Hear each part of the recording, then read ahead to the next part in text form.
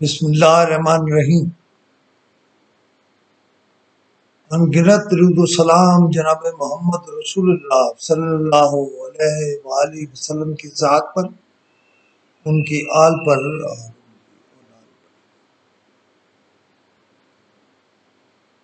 صاحبو، پورے ملک میں یہ ڈسکشن جاری ہے کہ پنجاب میں کیا ہوگا اور کیا ہونے والا ہے، اور دوسری ڈسکشن یہ ہے کہ جو کچھ اگلے دن بھوتانی صاحب نے کہا یا آج ایم کیو کے ممبران نے کہا، کیا اس کے بعد وہ حکومت کا حصہ رہیں گے؟ اگر میاں شہباز شریف کو ایم کیو ایم یا بھوتانی صاحب کو راضی رکھنا اور ان کے فنڈز دینے ہوں تو میاں شہباز شریف صاحب ان کی بات ہر صورت مانیں گے، لیکن یہ جو قصہ ہے کہ ہمارے دوست جناب احسن اقبال نے پہلے تو بھوتانی صاحب کے فنڈز دینے کے لیے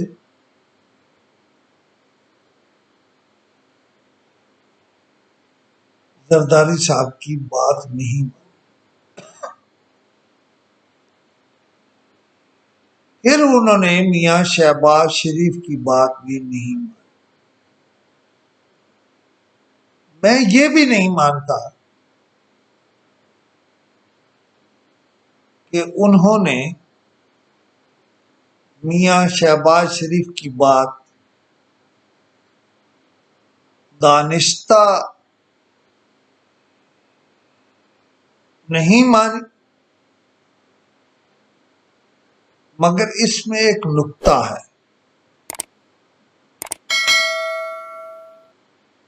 اس نے یعنی جناب احسن اقبال نے یہ بات کسی قوت کے کہنے پر نہ مانی، مگر میرا صحافتی تجربہ یہ کہتا ہے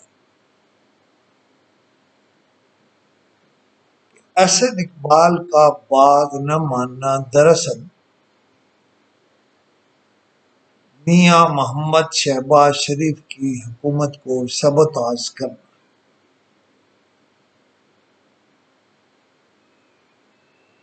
خود مسلم لیگ کے اندر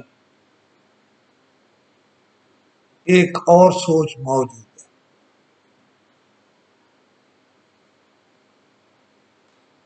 مثلا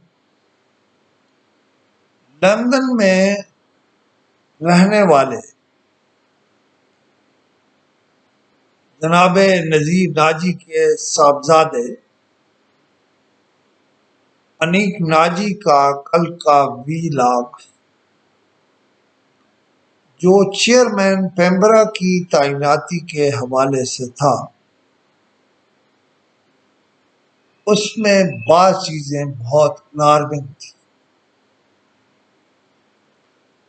میں ان کی تشریح و توضیح میں نہیں جاتا،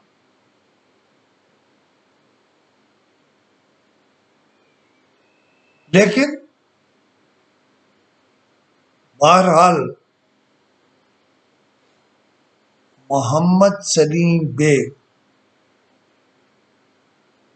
پاکستان مسلم لیگ کی لندن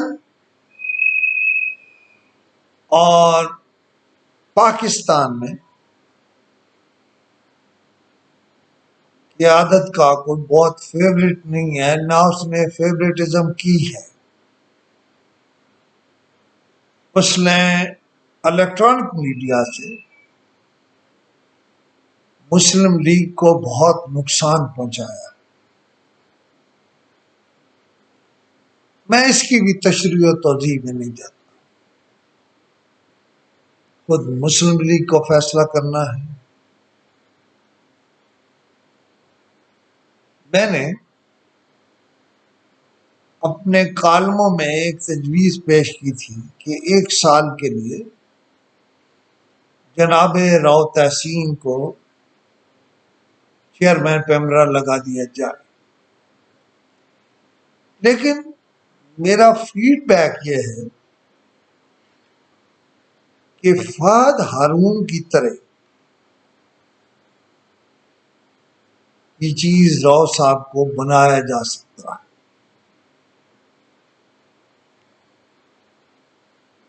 مگر محمد سلیم بیگ پر مسلم لیگ میں جھگڑا ہے، زیادہ تر قیادت انہیں ایکسٹینشن نہیں دینا چاہتی، لیکن محترمہ مریم اورنگزیب جو اطلاعات کی وزیر ہیں، ان کا جھکاؤ محمد سلیم بیگ کی طرف ہے۔ مجھے اس کی بہت ساری تفصیلات کا علم ہے، لیکن میں اس میں نہیں جا رہا۔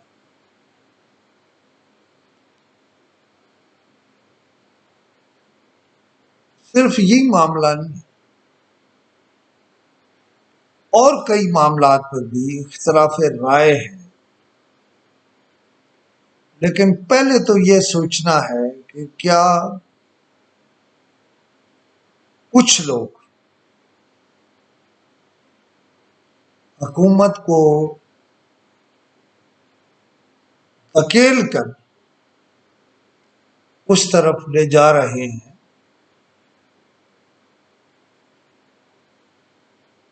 کہ حکومت ہی نہ رہے۔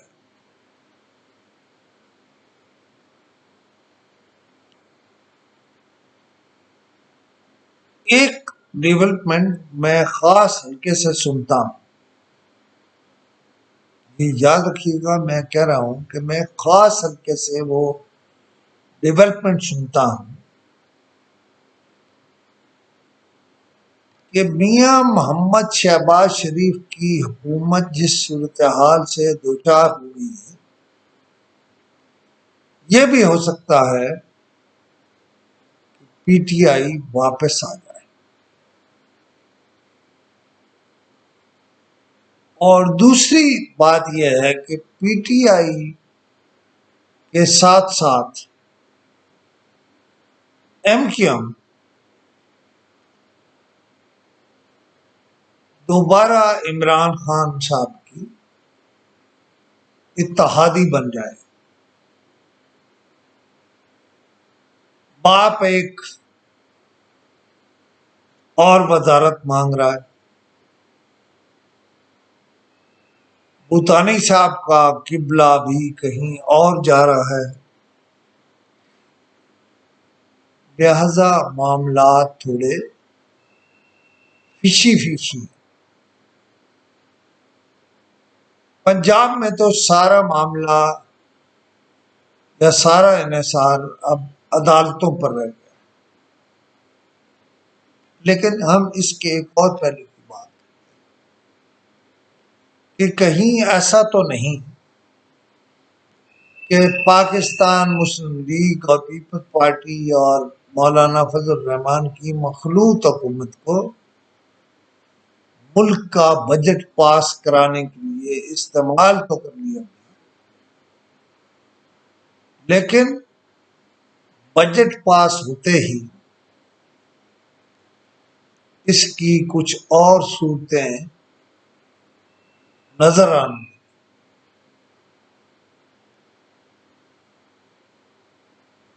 میں کوئی زیادہ لمبی بات نہیں کروں گا،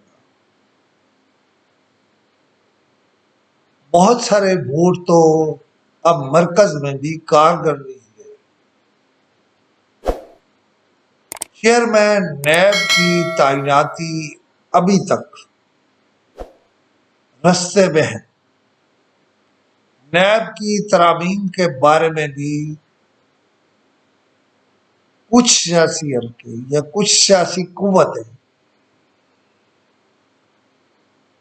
کورٹس میں جا رہے ہیں، عدالتوں میں جا رہے ہیں، چیلنج کر رہے ہیں۔ لہذا میں نے ابھی بہت مختصر باتیں آپ کو بتا دی۔ اندرون خانہ کشمکش اس سے کہیں زیادہ ہے۔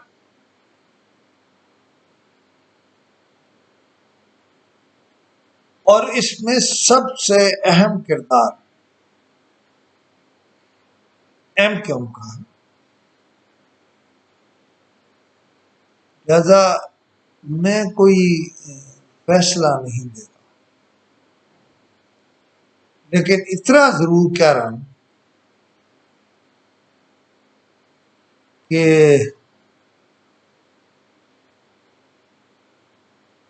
معاملات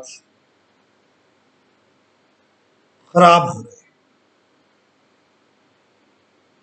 فی الحال اتنا ہی سن لیجئے کہ معاملات خراب ہو رہے ہیں، اور میں نے یہ بھی کہا کہ عمران خان واپس قومی اسمبلی میں آ سکتے ہیں، اور مجھے یہ بھی معلوم ہے کہ ایک دن بھی یہ جو لوگ کہتے ہیں عمران خان نے فون بند کر دیا اور فلاں نے بھی فون بند کر دیے، مذاکرات ایک دن بھی نہیں ٹوٹے یا نہیں رکے۔ یہ جو میاں شہباز شریف نے حکومت لی، وہ بھی مذاکرات کے نتیجے میں لی۔ میرے خیال ہے عمران خان کو بھی احساس ہوا، اور انہوں نے خٹک صاحب کے سارے فون اوپن رکھنے۔ وہ صرف فون اوپن نہیں ہے، جناب Parvez Khattak P T I کے سب سے بڑے نیگوشیٹر ہیں۔ میرے خیال ہے آپ چیزوں کو جو میں نے کہی ہیں ان کو جوڑیں گے تو آپ کا رویہ بھی، بلکہ رویہ بھی نہیں، نتیجہ جو بھی لکھنے کا وہی صحیح۔ آج مجھے یہی کہنا ہے۔